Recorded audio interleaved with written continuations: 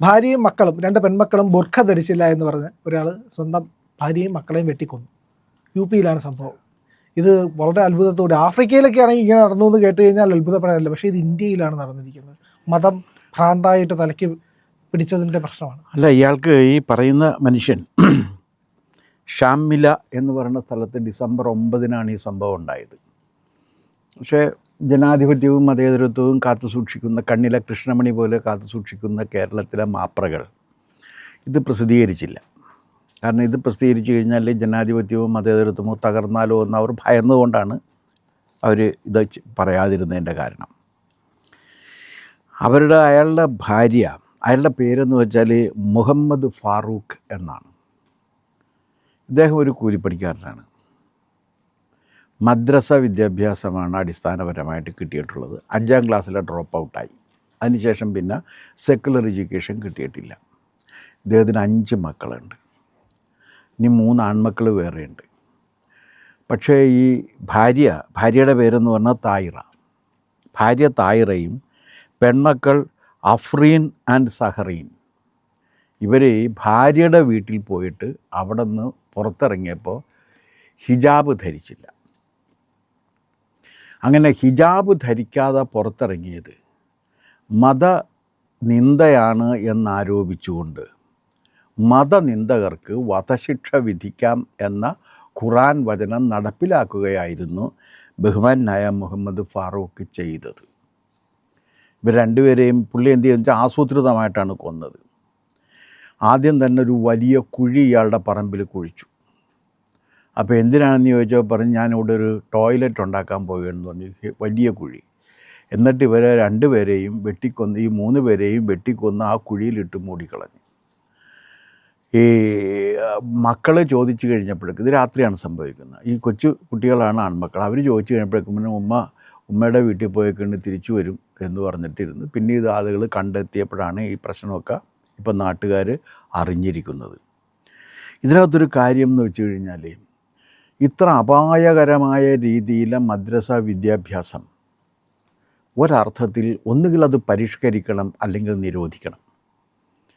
കാരണം എന്താണെന്ന് വെച്ചാൽ അതൊരു ജനാധിപത്യത്തിനും മതേതരത്വത്തിനും നമ്മുടെ ബഹുസ്വരത സംസ്കാരത്തിനും വിരുദ്ധമായ കാര്യങ്ങളാണ് ഈ മദ്രസകളിൽ പഠിപ്പിക്കുന്നത് എന്നുള്ളതിൻ്റെ തെളിവാണ് മദ്രസ വിദ്യാഭ്യാസം കിട്ടി വന്നിട്ടുള്ള നമ്മുടെ ഇദ്ദേഹം മുഹമ്മദ് ഫാറൂഖ് ഹിജാബ് ധരിക്കാതിരിക്കുന്നത് മതനിന്ദയാണ് എന്നും അത് ദൈവനിന്ദയാണ് എന്നും പറഞ്ഞുകൊണ്ട് ഭാര്യയെയും 2 പെൺമക്കളെയും വെട്ടിക്കൊന്നത്.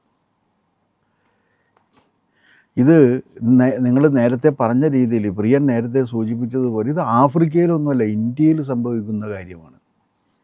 മതം അത്ര ഭ്രാന്തമായി ബാധിച്ചു കഴിഞ്ഞു. അല്ല, ഇതിങ്ങനെ ഈ ദൈവനിന്ദ എന്ന സങ്കല്പം തന്നെ മതഭ്രാന്തിലേക്ക് ഒരു മനുഷ്യനെ എത്തിക്കുള്ളൂ. ഇതെന്താണെന്ന് വെച്ചാൽ ഇതിൻ്റെ ആദിമഹേതു കിടക്കുന്നത് ഖുറാനിൽ തന്നെയാണ്. ഖുറാനിൽ എന്താണെന്ന് വെച്ച് കഴിഞ്ഞാൽ പ്രവാചകൻ പറയുന്നൊരു കാര്യം, ലോകത്തിലെ മതങ്ങളെല്ലാം മലിനമാക്കപ്പെട്ടിരിക്കുന്നു, അതെല്ലാം ഹറാമായ മതങ്ങളാണ്. ഇതാണ് പ്രവാചകൻ പറഞ്ഞത്. ഇതാ ഇപ്പോൾ ഞാൻ ഹലാലായ മതം ഉണ്ടാക്കിയിരിക്കുന്നു. ഇത് അദ്ദേഹം പറഞ്ഞത് അദ്ദേഹത്തിൻ്റെ ഈ മക്ക മദീന തീർത്ഥയാത്രയുണ്ടല്ലോ, അതിൽ അവസാനത്തെ തീർത്ഥയാത്രയിലാണ് ഇത് പറയുന്നത്. 5ാമത്തെ ചാപ്റ്ററിൽ 4ാമത്തെ വാക്യം ഖുറാനിൽ പറഞ്ഞിട്ട് പറഞ്ഞു, ഇനി ലോകത്ത് വേറെ മതങ്ങളൊന്നും ആവശ്യമില്ല, എല്ലാ മതങ്ങളെയും നാം ഇതിനാൽ നിരാകരിക്കുകയും ഇസ്ലാം മതം സ്ഥാപിക്കുകയും ചെയ്തിരിക്കുന്നു. ലോകത്തിലെ ഏക ഹലാലായ മതം ഇസ്ലാമാണ് എന്നാണ് പറഞ്ഞിരിക്കുന്നത്. അപ്പോൾ ഈ ഹലാൽ എന്ന് പറയുന്നത് അത്ര ലളിതമായിട്ടുള്ളതോ അത്ര അപായം കുറഞ്ഞതോ ആയ ഒരു സങ്കല്പമല്ല. അത് അപായം വരുന്ന എവിടെയെന്ന് വെച്ചാൽ ഇതൊഴികെ ബാക്കിയൊക്കെ മോശമാണ് എന്നും അതൊക്കെ നിരാകരിക്കേണ്ടതാണ് എന്നാണ്. ഹലാൽ എന്ന വാക്ക് ആദ്യം വരുന്നത് ആഹാരവുമായി ബന്ധപ്പെട്ടാണ്. അതാണെങ്കിൽ ഇസ്ലാമിനെ മാത്രമേ ബാധിക്കൂ. മുസ്ലിമായി ജീവിക്കുന്ന ഒരാൾ ഏത് തരത്തിലുള്ള ഇറച്ചി എങ്ങനെ കഴിക്കണം, ആരുടെയൊക്കെ ഭക്ഷണം കഴിക്കണം, ഏതൊക്കെ ഭക്ഷണം കഴിക്കണം എന്നൊക്കെ പറഞ്ഞിരിക്കുന്ന ഡിസ്ക്രിപ്ഷനാണ്. അത് അവരെ ബാധിക്കുന്ന പ്രശ്നമാണ്. പക്ഷേ അത് ഈ 5-ാം ഇതിൽ 3-ാമത്തെ കാര്യമാണ് പറയുന്നത്. പക്ഷേ 4-ലാണ് ലോകത്തിലെ എല്ലാ മതങ്ങളും മലിനമാക്കപ്പെട്ടിരിക്കുന്നു. അങ്ങനെ മലിനമാക്കപ്പെടാത്ത ഒരു മതം ഇതാ ഇപ്പോൾ സംസ്ഥാപിതമായിരിക്കുന്നു.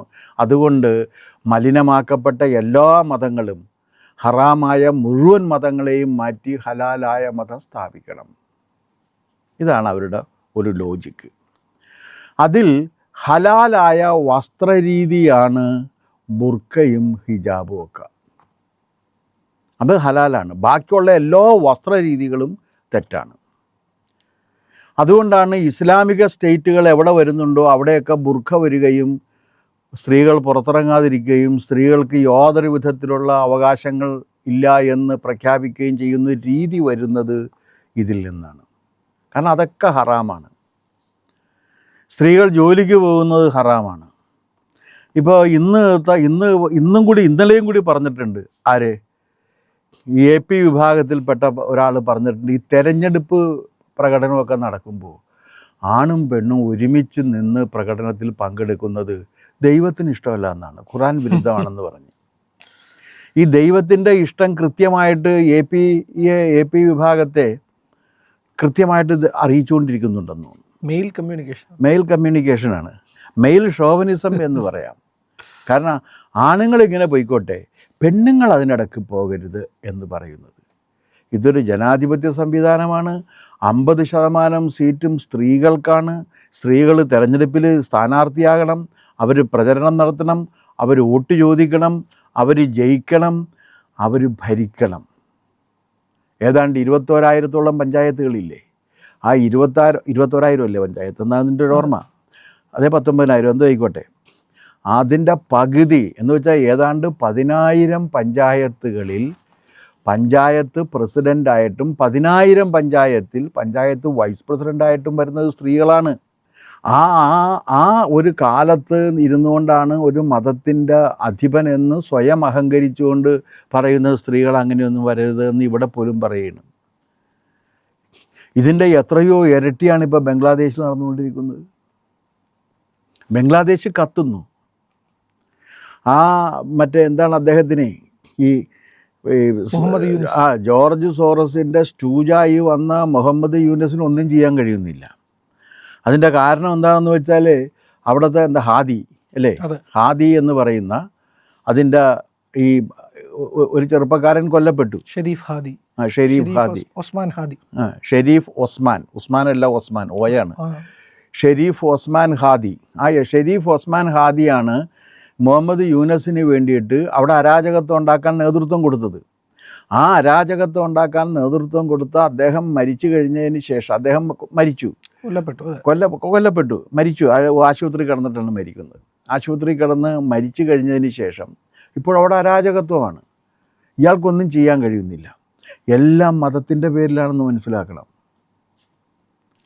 അപ്പോൾ ഈ മതസങ്കല്പത്തിൽ ഒരുവന് കൊലയാളിയാക്കി മാറ്റുന്നൊരു മതം അപകടകാരിയാണെന്ന് പറയാൻ നമ്മൾ എന്തിനാണ് ഭയക്കുന്നത്? അത് അപകടകാരിയല്ലേ? സ്വന്തം ഭാര്യയെയും മകളെയും മതം നിഷ്കർഷിക്കുന്ന വസ്ത്രം ധരിച്ചില്ല എന്നുള്ളതിൻ്റെ പേരിൽ കൊല്ലാൻ തീരുമാനിക്കുന്ന ഒരുവൻ അപകടകാരിയാണ്. ആ അപകടകാരിയായ മനുഷ്യൻ പറയുന്നു തനിക്ക് കിട്ടിയിരിക്കുന്ന വിദ്യാഭ്യാസം മദ്രസ വിദ്യാഭ്യാസമാണ്, ആ വിദ്യാഭ്യാസം തൻ്റെ മതബോധം ഇങ്ങനെയാണ് തന്നോട് കൽപ്പിച്ചിരിക്കുന്നത് എന്ന് പറയാണ്. അത് നമുക്ക് എങ്ങനെ ഇത്തരത്തിലുള്ളൊരു മതം നിലനിൽക്കുന്ന സമയത്ത് ആ മതത്തിൽ ഇതല്ല യഥാർത്ഥത്തിലുള്ള ജീവിതമെന്ന് പറയാനെങ്കിലും ആളുകൾ വേണ്ടേ? അതുപോലും ഇല്ലാത്തൊരവസ്ഥയിലേക്ക് നമ്മുടെ രാജ്യം എത്തിക്കൊണ്ടിരിക്കുകയാണ്. അതാണ് എൻ്റെ ഏറ്റവും വലിയ അപകടം. അത് പറഞ്ഞു കഴിഞ്ഞാൽ മതസൗഹാർദ്ദം തകരും എന്ന് ഭയന്നിട്ടാണ് മലയാളത്തിലെ മാപ്രകൾ ഈ വാർത്ത പോലും കൊടുക്കാതിരുന്നത്, പ്രസിദ്ധീകരിച്ചില്ല. ചർച്ച കണ്ടോ നിങ്ങൾ എവിടെയെങ്കിലും? ഇല്ലല്ലോ. ധർമ്മസ്ഥലയിൽ എന്തൊരു ചർച്ചയായിരുന്നു. ഇല്ലാത്ത സംഭവം ഉണ്ട് എന്ന് വരുത്തി തീർത്ത് ചർച്ച ചെയ്തതല്ലേ. ഇവിടെ നിങ്ങളൊരു ചർച്ചയും കണ്ടില്ലല്ലോ. അപ്പോൾ അതുകൊണ്ട് ഈ ഹലാൽ എന്ന് പറയുന്ന സങ്കല്പം അത് ജനാധിപത്യത്തിന് വിരുദ്ധമാണ്. കാരണം ഒരേ ഒരു സാധനം ഒഴികെ ബാക്കിയൊക്കെ തെറ്റ്. അതെങ്ങനെ ശരിയാകുമെന്ന്? ഞാനും എൻ്റെ മതവും എൻ്റെ പ്രവാചകനും മാത്രം ശരി, ബാക്കി ലോകത്തുള്ളതൊക്കെ തെറ്റ് എന്ന് പറയുന്ന ഒരുവൻ്റെ മനസ്സിൽ ഒരു ഏകാധിപതി, നിഷ്ഠൂരനായ ഒരു ഏകാധിപതി ജീവിച്ചിരിക്കുന്നുണ്ട്. അവൻ ഏത് സമയത്തും അവനിൽ നിന്നും വ്യത്യസ്തമായ ഒരു ജീവിതത്തെക്കുറിച്ച് പറയുന്നവനെ കൊന്നുകളയും. ജനാധിപത്യം എന്ന് പറഞ്ഞാൽ വ്യത്യസ്തമായി ജീവിക്കാൻ മനുഷ്യനുള്ള അവകാശം അംഗീകരിക്കുന്ന രീതിയാണ്. ഇവർ തെറ്റിദ്ധരിപ്പിക്കും. ജനാധിപത്യത്തിൽ ശത്രുക്കളില്ല, വ്യത്യസ്തതയേ ഉള്ളൂ. I M A different person and you can also be different from me. അതാണ് ജനാധിപത്യം. നമ്മുടെ വ്യത്യസ്തതകളെ അംഗീകരിച്ച് പോകുന്നതാണ് ജനാധിപത്യം. അതുകൊണ്ടാണ് ഡെമോക്രസി ഈസ് എ ഡയലോഗ് എന്ന് പറയാൻ കാരണം. ഇതങ്ങനെയല്ല. ഞാനും എൻ്റെ മതവും എൻ്റെ പ്രവാചകനും എൻ്റെ ഗ്രന്ഥവും അതുമാത്രം സത്യം, ബാക്കിയൊക്കെ അസത്യം. അസത്യമായതിനെ മുഴുവൻ നീക്കാൻ അല്ലാഹു എനിക്ക് കൽപ്പന നൽകിയിരിക്കുന്നു എന്ന് പറഞ്ഞു കഴിഞ്ഞാൽ ആ അല്ലാഹുവിനെ നിങ്ങൾ അംഗീകരിച്ചോളൂ, ഞാൻ അംഗീകരിക്കുന്നില്ല എന്ന് പറയാനുള്ള അവകാശം ഇവിടുത്തെ ഓരോ മനുഷ്യനുമുണ്ട്. അതുകൊണ്ട് ഹിജാബിൻ്റെ പേരിൽ ആളുകളെ കൊല്ലുന്നൊരന്തരീക്ഷത്തിനെതിരെ നാം കരുതിയിരിക്കണം.